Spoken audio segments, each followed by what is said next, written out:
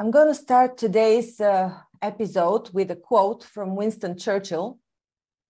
This is, I suppose, one of the most favorite quotes of my guest today. And the quote is, "Success is not final, failure is not fatal. It is the courage to continue that counts." Winston Churchill. Today I'm welcoming April Moss. She is, I can't define her simply by her profession like I usually do, because she does this, she does that. She's been all around the place. Currently, she runs a startup funded by Y Combinator that is in the field of digital construction. I'm very curious to learn about this because it has to do with procurement using blockchain. I want to go deep into that. But in the pre-conversation, in the short conversation that I had with April, she also told me her company is working together with another organization backing up or helping women that are being trafficked.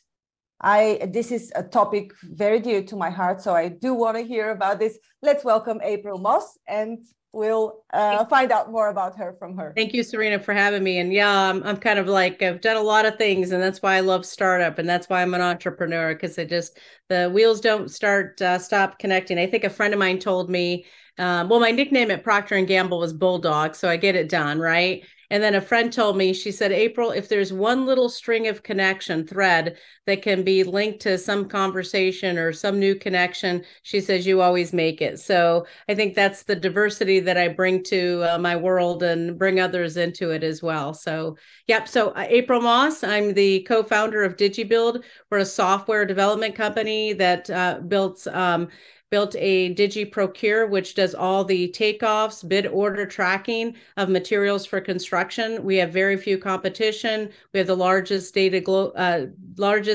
global database of suppliers and sustainable suppliers out there.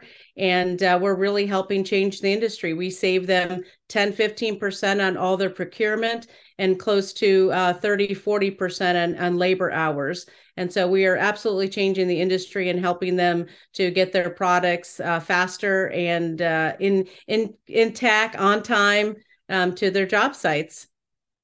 I want to hear more about this company, April, but first I want to know about you. You were previously in, high positions. I don't know if you were CXO but you were working for Procter & Gamble, Starbucks, Acosta, sales and marketing at Crossmark. So all large companies. I mean, I'm not going to go on with the list here. And then you switched into construction. So what prompted this? Is there a background that you have that links you to construction? Where did the passion come from? I would say I worked for Procter & Gamble for 21 years, all different types of roles. My last position was running their North America operations. For their second largest customer team, I worked with Starbucks and helped build out their first ever retail organization and manage that for a few years. And then I think probably my biggest exposure to the larger consumer products goods organization was I was in an executive leadership position working with a large brokerage firm, and did a lot of stuff with them across all different types of companies. So that's where you see a lot of things listed. It was because I helped with company acquisitions, helped build out probably 10-15 different sales teams. So a lot of work there. And the thing that brought me back to, the love of my life is I grew up around family who had their own businesses, small businesses. My aunt, a funny story, she used to give me, anybody that's been around for a while knows what green bar paper is. And green bar paper is those big, huge inventory sheets that used to come off a printer years ago. And she would give me those from her store, her little market that she had out in the country. And I would play with those and pretend I had my own business. And so my love for business really was generated from my family and close stuff. And so when I went to Procter & Gamble, I was always working on new business development, loved it. Costco, which is a big retailer, we had just kicked off having a big team just specific to Costco. So I loved the innovation. I loved looking to how we help other industries, other retailers drive their business. And so that's kind of where I've always had that entrepreneurial spirit about me. And so when Rob, who used to work for me at Procter & Gamble on the Procter & Gamble business, came and asked, hey, do you want to start up a business in construction and it's software? My link to construction was my dad was in construction, and I got to see the ebb and flow of the success that he had, but also the challenges that he had. And Rob's vision of building out something on blockchain and using AI technology to help the industry really, really appealed to me. And so that's why I made the jump over and said, yep, let's go build a company together. That sounds very exciting. I know that VChain is doing something in procurement. Are you using VChain for your? We're not using the VChain right now. We're just using, we're on Hyperledger Fabric. So that was IBM, and they had the best use cases for business to business type. So that's why we went with them. They built out for retailers, for even the shipping industry, they built out a trade lens that's called. And so they've built a ton of blockchain for businesses. So that's why we're using them. Mm-hmm. So what advantages does your system provide to? Yeah, so we don't, in construction, when you start saying blockchain, they feel like it's like crypto and they get scared and set back. So we don't even really talk about that we're on blockchain, because blockchain just does what it does, right? It takes all that information and creates a ledger of all the things that have happened, simultaneously in the block. And so for us, it's more of a driving transparency. So for our software, when you get on and you think that you're bidding for supplies and you're ordering supplies, all those conversations, all that information of what was ordered, what was, bidded, what was priced out, all of that is on the chain. So if there's ever a dispute or someone comes back and says, well, we never ordered that, or that wasn't a price we gave you, or, that wasn't the deadline to order that, to get those bids in that we said, we can actually check, fact check it and say, yeah, it actually is, right? And so that's really what it does. It helps drive transparency in an industry where there's very low transparency. Because on a construction project, you could have 150 to 200 people that come from different industries, their own companies, and they're all trying to communicate and all trying to come together for this one project, right? And so what this just does, this is just a little piece of us trying to help the industry get to where there's a little bit more transparency in it. And so that's what our piece is the procurement process and owning that from end to end for a customer.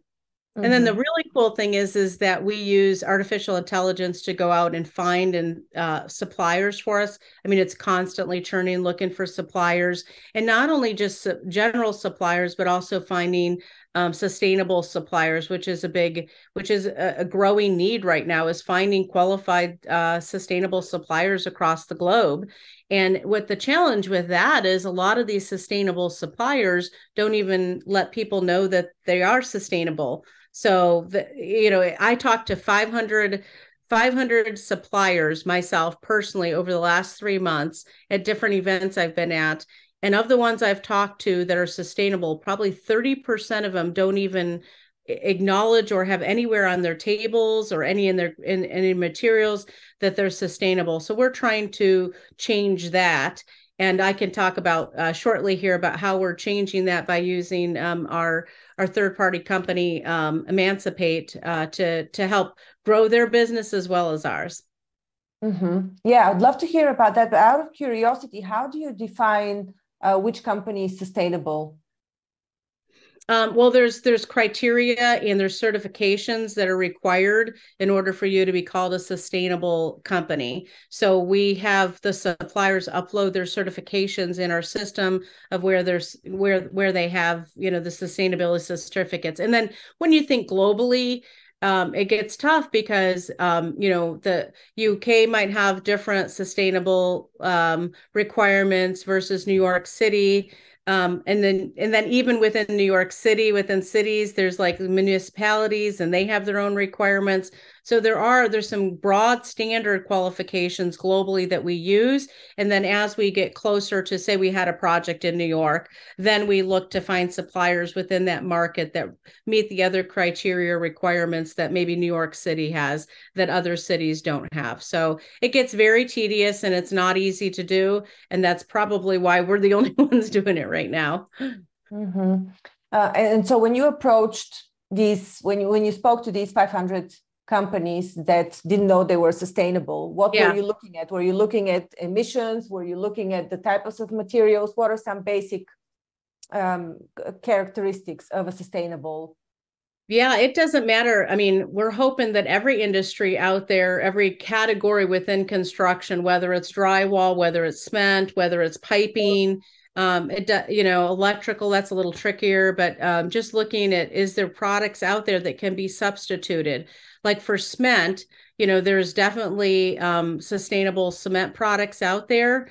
The challenge with those cement products are that the application of how you actually use it and on the ground physically, pour it and use it has a different application. So there's some education that's required for there, right? So we're helping to say, okay, you have this cement product.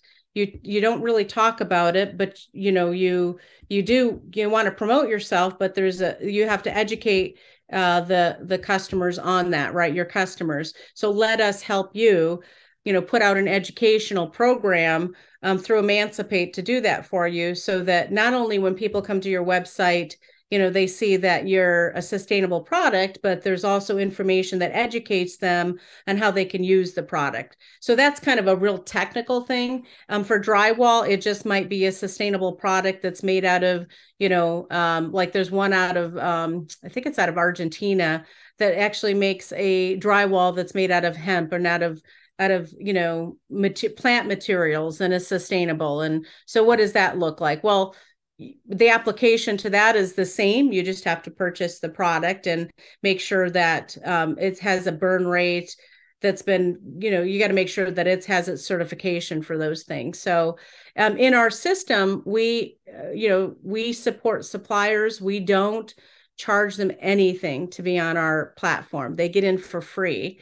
And then they upload, we have a form for them to fill out that has all this information in it, including a link to their website and to their catalogs, so that people can get educated on what they're trying to accomplish. So we make it real simple for suppliers to join our database because it's a benefit to our customers. Mm-hmm. And your suppliers, you mentioned, are global suppliers anywhere. Mm-hmm. Yeah. All right. So I know you're on the procurement side, but does any of this data serve anybody who would eventually certify a building to be CO2 neutral? There's places where they can put those certifications in there. We haven't gotten that far. Like we do pre-construction, so this is kind of important. Architects and engineers might just use us for our takeoffs and also to get pricing, an idea of what the pricing would be to build that. So in pre-construction, they might say, hey, is there an item that we could substitute, like a sustainable item we could substitute for this? And we'd go find that for them. So for all those drawings, all those things, it really does help with pre-construction, and it's helping even more. And this has been organic for us, because when you think about right now, like switch gears are for construction are 65 weeks out. Cabinets, I think, are about 6 months out, so there's a lot of stuff that it takes a long time. So if you can help the architects and engineers early on and say, hey, you can substitute this. This is what you can get this for. Let's get this ordered and get these pricing, and let's have it delivered somewhere to a warehouse, or at least get ahead of the game. Because the number one reason why projects are over budget and they're late is because of procurement. So we can really, the earlier we get in, the better the savings, as well as being able to get stuff delivered on time. Yeah. All right. So how are you helping then the female-led organization? Yeah. So what's really exciting is that for our sustainable suppliers that I mentioned earlier, they're having a difficult time promoting themselves, telling people about them, getting that customer base to promote themselves. So they might have they've got regular construction companies that are using their products, but that sustainable piece, it's just another layer on. You have to promote it, you have to have the brochures. So it's almost like double the work sometimes for them. And so DigiBuild actually partnered with Emancipate. Emancipate is a nonprofit organization, and that brings in those from Eastern Asia, from Latin America, from all over the world. And they just started last summer. They kicked off, and they partner with the embassies and put trafficked women through college.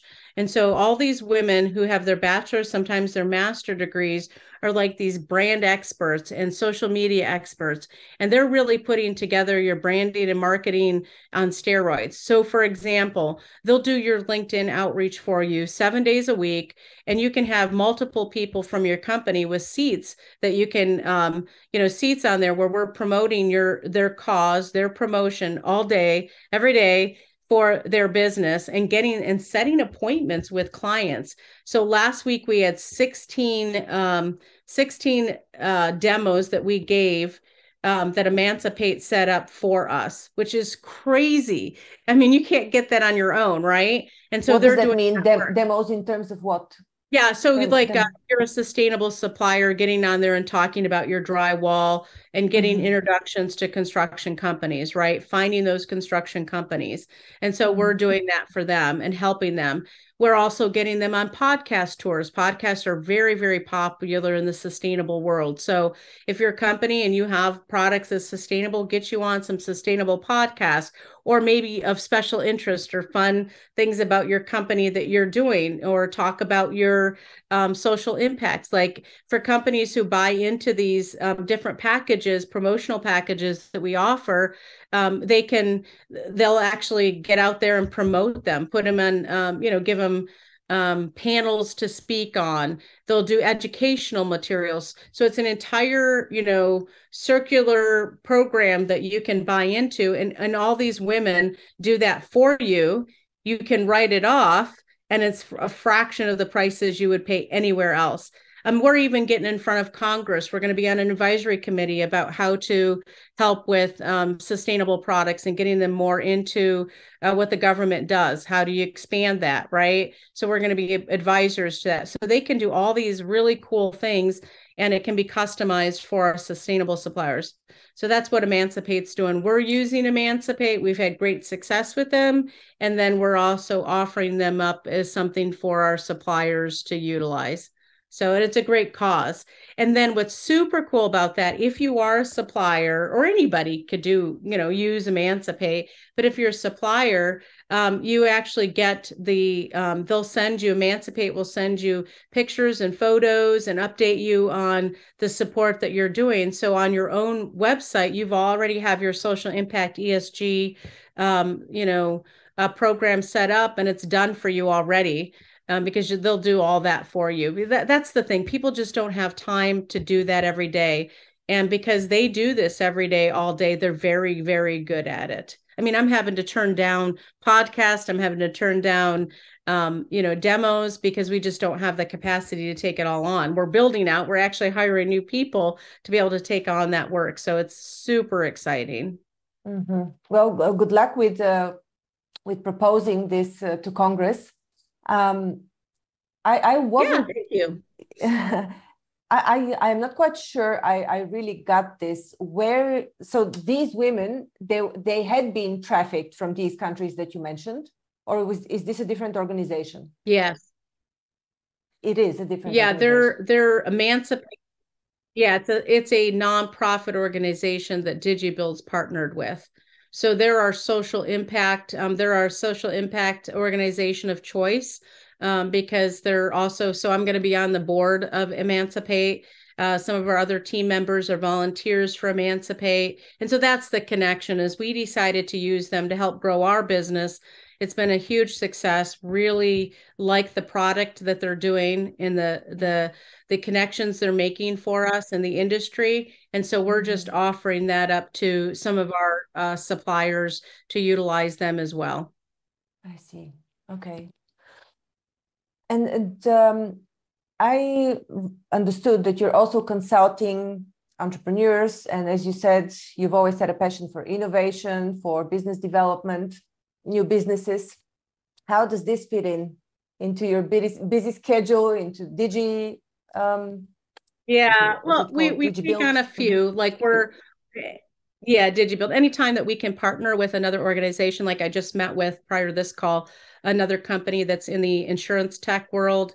They're very unique in how they go, being able to insure blockchain companies, but just insurance in general. They're really changing the game on insurance, and they customize. So they're a startup. They're probably still in the seed stage, and we're working with them to find out how we can partner and help them grow. So there's some organic things that are helping within the industry. And then all of us, myself, Rob, some of our business consultants, we go out and we talk to, we try to at least once or twice a month talk to a startup company and see what we can do to help them. And it doesn't matter what the field is, right? I have a gal that I've been talking to out of California who's trying to change the way that big companies, retail companies, clothing companies, what they do with their clothing after it's been returned. It's sadly, there is a lot of retail companies that actually throw away the clothes that are returned. I mean, in Coach bags, they'll go ahead and they'll slice it and tear it apart so that nobody resells it on the market. And so it's appalling to me. Yeah. Absolutely appalling. And so I'm helping. But that's what they used to do with food. Yes. Well, they still do too, right? We make it hard for companies to be able to resell or give things away without it becoming like a corrupt kind of thing, right? So anyway, what I'm helping this gal do is build out a software that allows the person who's shopping online for a retailer to make better choices and better fit of items so they don't have to return them. And that'll reduce that throwaway almost by like 30-40%. It's pretty significant. So those are the things that I feel like I have to support and get behind. So we're not throwing away all those clothing and all that waste. And then trying to figure out how do you reutilize, or repurpose those clothes is a whole nother aspect of it. But so we try to do at least one or two a month. Obviously we don't have the capacity, but I always believe that giving back to people is going to come back to you.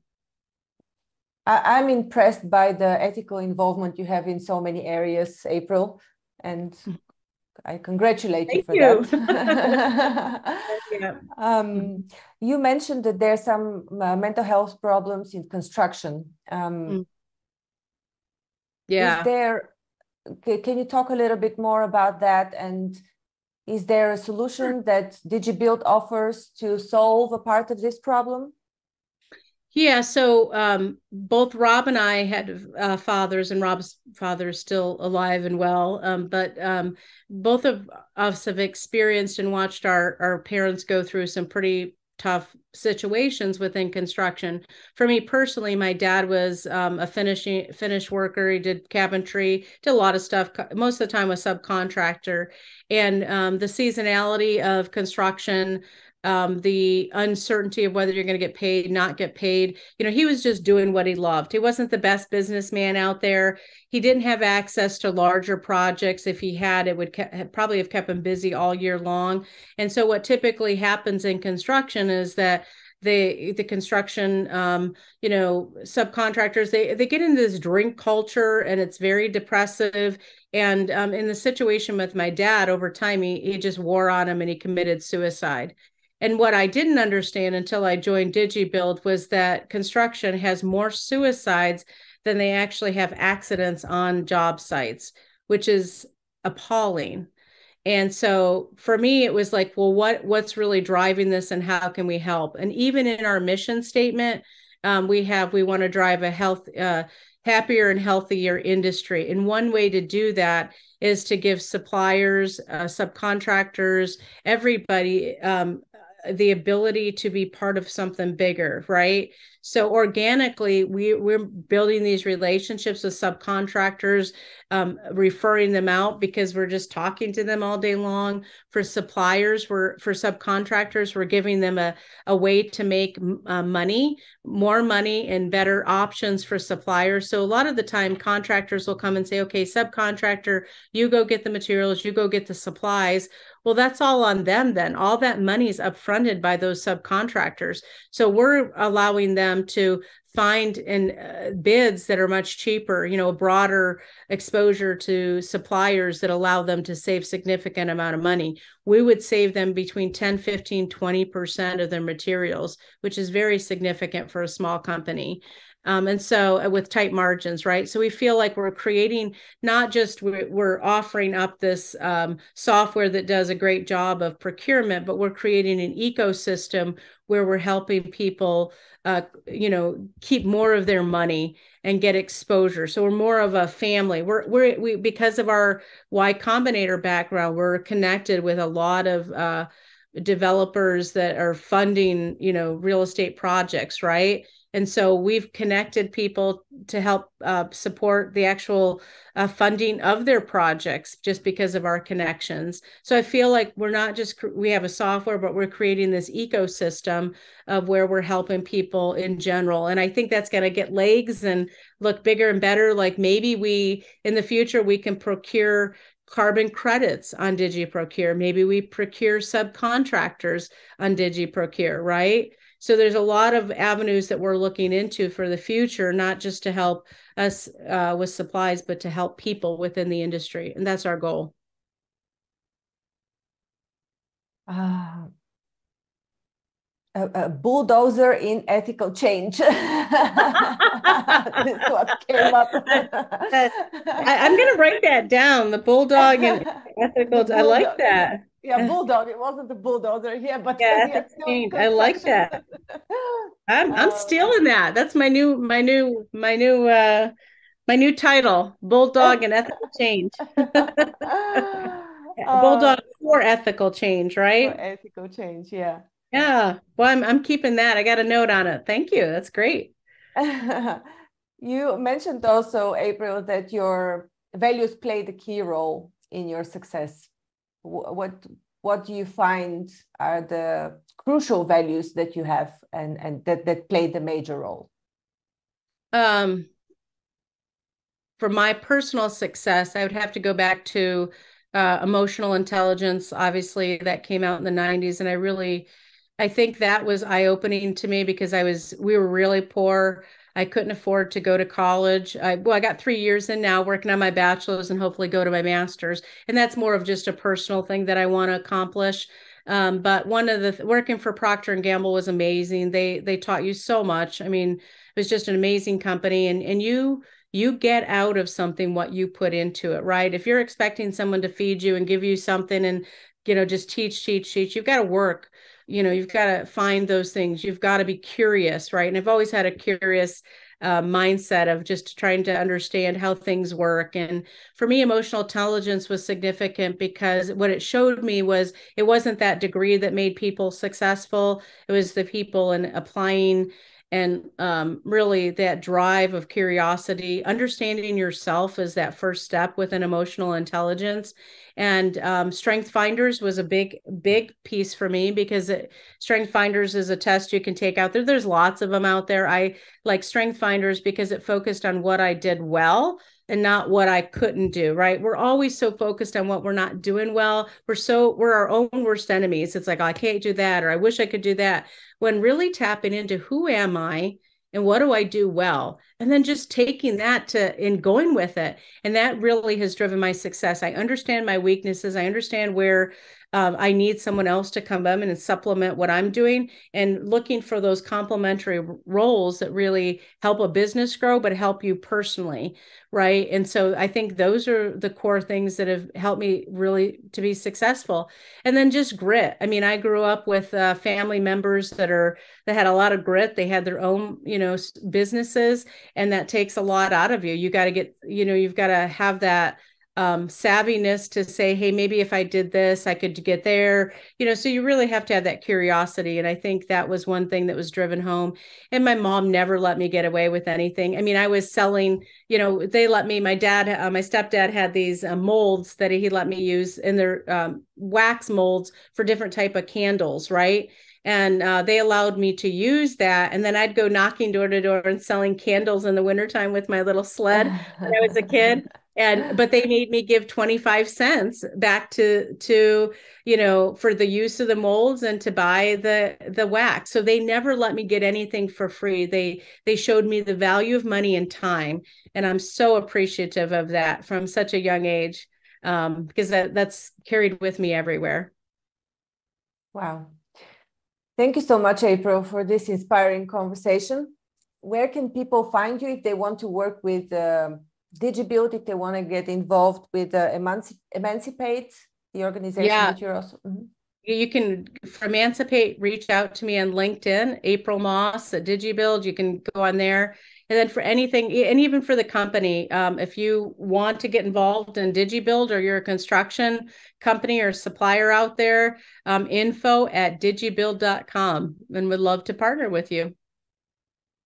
Thank you so much for your inspiration, for your time, for the inspiring story. Thank you for listening to Grow and Learn. We hope that you found our podcast informative, engaging, and inspiring. Our mission is to help you keep growing and learning, and we hope that our conversations and insights have provided you with practical advice and useful perspectives. If you're looking for personalized support and guidance to help you achieve your personal or professional growth objectives, I offer a range of services to help. As a trusted management partner and mentor, I work with businesses in the process of transformation, looking for new streams of business, as well as M&A. With an extensive professional network of experts and mentors, I can bring on board the right person or team based on the specific needs of the company I'm working with. To learn more about the services I offer and how I can help you achieve your goals, visit my website at grownlearn.org. You can also reach out to me via email or social media. I'd love to hear from you. And if you enjoyed this episode of Grow and Learn, please subscribe to our podcast and leave us a review. Your feedback is important to us, and it helps us to continue to create content that is relevant and valuable to our listeners. Thanks again for listening, and we look forward to sharing more insights and perspectives with you in the future.